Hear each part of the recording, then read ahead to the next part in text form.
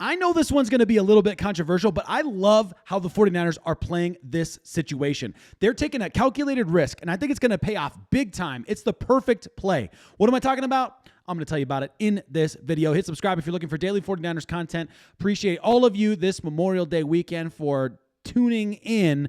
But let's start off with the first things first, okay? To set up the news, we have to set up the problem. Rohan Chakravarthy outlined this well for Niners Nation recently, saying this. The approach that led, in the article, by the way, was do the 49ers really need help or still need help at wide receiver? That approach led them to trade former All-Pro wide receiver Deebo Samuel to the Commanders for a fifth-round pick, moving on from their star. 1 year left on his contract.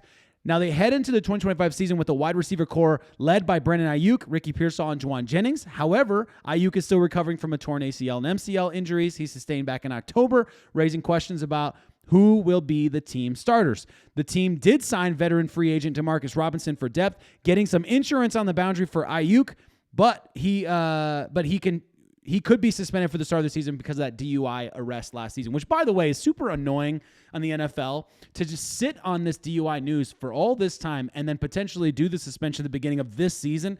I'm not a fan of that. That bugs me. But anyway, whatever. Bleacher Report's Mo Moton suggested that the 49ers as a logical spot for veteran wideout Keenan Allen. Okay, and there's a lot more to this, so don't just hop off if you're like, oh, I don't care about Keenan Allen, who is yet to sign with the team after playing last year with the Chicago Bears. The San Francisco 49ers, is what he wrote, could open the season without Brandon Aiyuk, who is covering from a torn ACL, MCL. And by the way, the timeline on that is basically anywhere from he could be showing up toward the tail end of camp, or he could be showing up middle of the season. I've heard that range for a long time now. According to General Manager John Lynch, Demarcus Robinson might be subject to a 3-week suspension. Okay, the 49ers signed Brock Purdy to a 5-year, $265 million extension as running back Christian McCaffrey ages. This is a weird little turn of events he points out here, but we'll keep going on it. San Francisco's high-paid signal caller must carry more of the offensive load, and to do that, he needs a full deck of pass catchers. So let me pause for just a quick second. Let's talk about this reality, okay? If Christian McCaffrey, and we'll talk about Christian actually in a little bit here, but if Christian McCaffrey does take a step back in terms of what his production's able to be, let's say, okay, from 2023, okay? Are the 49ers going to actually change their strategy? Are they actually well, now that we paid Brock Purdy, our whole philosophy just changed and we're going to throw the ball a lot more? That I don't buy, okay? Last season was an anomaly in terms of what the 49ers had to do and how they changed their offensive structure. I think they're going to have some new things, but I think it's going to be more of what we're used to seeing from Kyle Shanahan. I don't think Kyle Shanahan's dropping the idea or the philosophy that he's basically had, that he in some version got from his dad. I don't think he's dropping that whole philosophy going forward and is just going to be throwing the ball pocket passer all the time. That, I don't believe that, okay? But whatever. With the absence of Aiyuk and uncertainty around Robinson, Allen would be a solid fit to round out a 3-receiver sets alongside Juwan Jennings and Ricky Pearsall. Noted, by the way, for only 3 games, okay? So Demarcus Robinson, I'm really, really excited about Demarcus Robinson. I think this is a really good pickup for the 49ers. I'm really disappointed about the 3-week ban potentially, but outside of that, I'm really excited about what he does for the 49ers. I think he's a good fit, okay? So should the 49ers go in, he's an upgrade over Robinson and would allow the 49ers to slowly ease Aiyuk back into action. Would you want to see the 49ers move for Keenan Allen? That's the first question. The second question raised in the article, great article from Rohan again, that's not the only wideout that Moton suggested the 49ers should target. When breaking down a move that every team should do, the Bleacher Report writer suggested San Francisco should sign Amari Cooper. Okay, this is an interesting one. So there's Amari Cooper there. Cooper battled injuries throughout the 2024 season, which limited his production.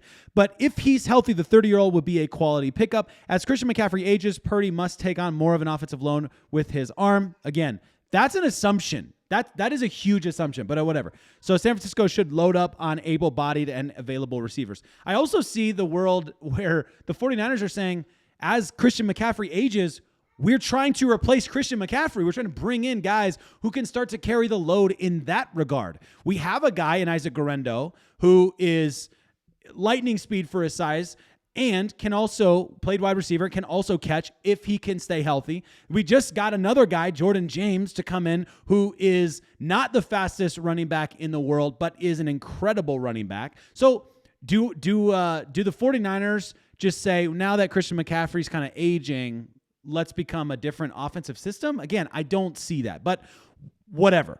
Why do I feel like the 49ers, because I started this whole thing off by telling you that this might be controversial, but I love how the 49ers are playing this, which is, of course, not bringing these guys in. The 49ers there are no reports out there that the 49ers have significant interest in either of these players, and the 49ers have also had all offseason if they really were interested in these players.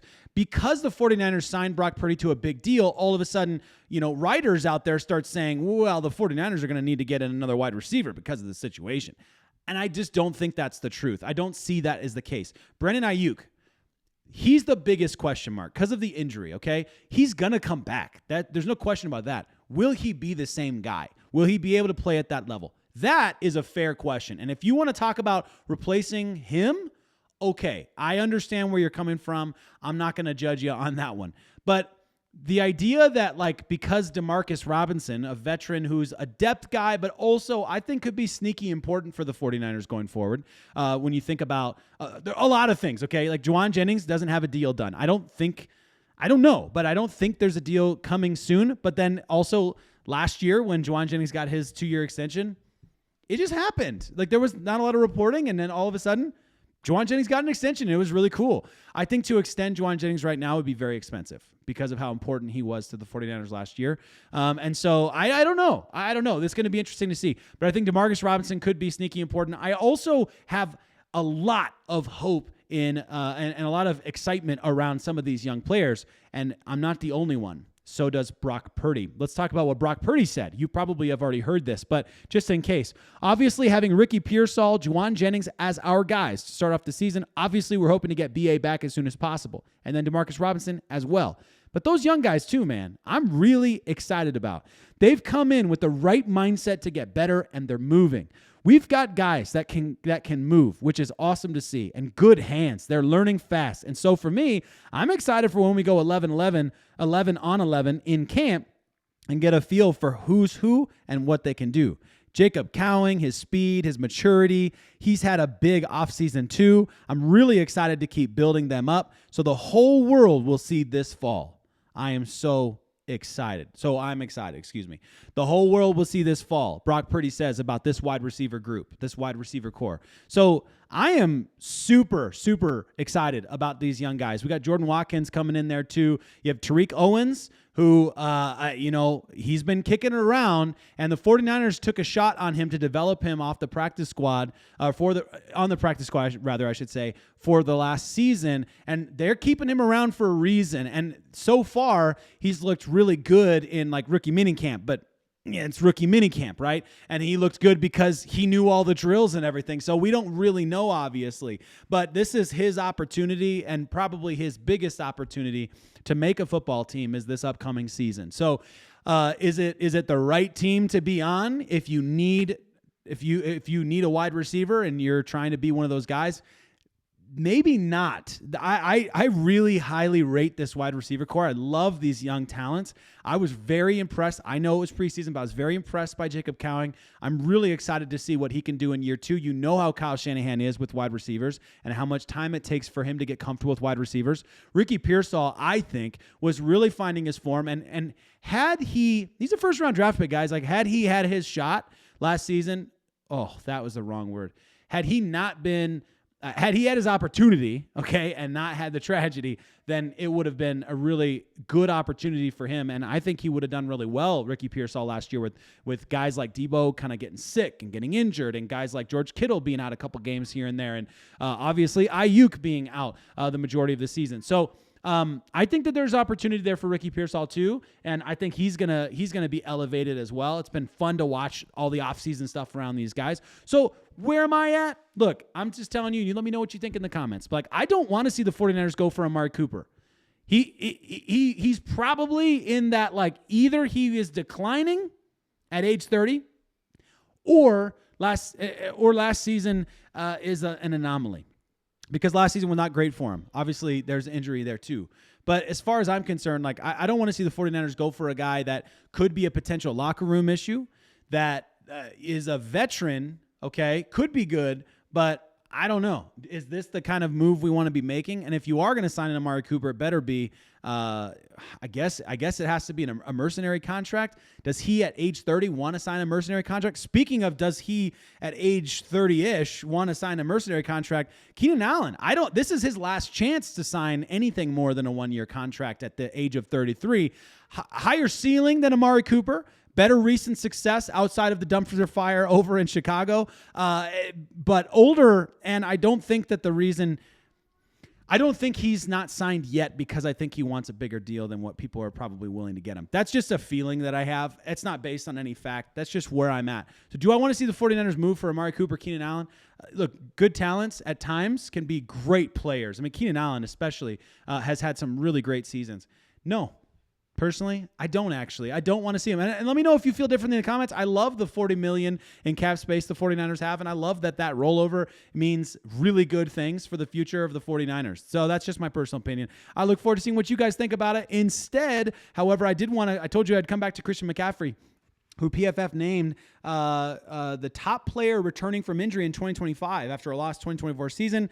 The 49ers star is healthy, unrestricted, and eyeing a massive comeback. Absolutely. I've told you guys that at least 100 times on this channel this offseason, that Christian McCaffrey, everything is setting up perfectly for Christian McCaffrey to have a great season this year.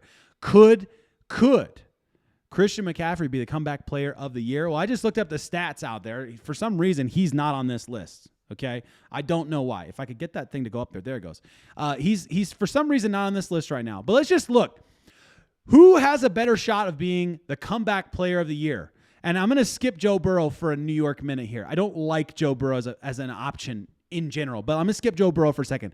Aaron Rodgers, Kirk Cousins, Russell Wilson, Deshaun Watson. Okay, Deshaun Watson aside for a second. You're talking about old quarterbacks, okay? In Aaron Rodgers, Kirk Cousins, Russell Wilson, who are going to go from a bad season to an amazing season. And Russell Wilson actually, for his standard in recent memory, like in the last 4 years, actually, I wouldn't call that a bad season for Russell Wilson. When he was playing, he was decent for what he's been able to produce, both in Denver and even his last season in Seattle. So I don't see that. Justin Herbert, that doesn't seem fair for him to win. It doesn't seem fair for Joe Burrow to win. I don't like these guys as comeback players because Joe Burrow actually played really well last season. I don't like that as a comeback story. Christian McCaffrey, on the other hand, I understand the Tank Dell argument. I get that one. And similar to Christian McCaffrey, could he come back from injury, from, all that he battled and have a great season?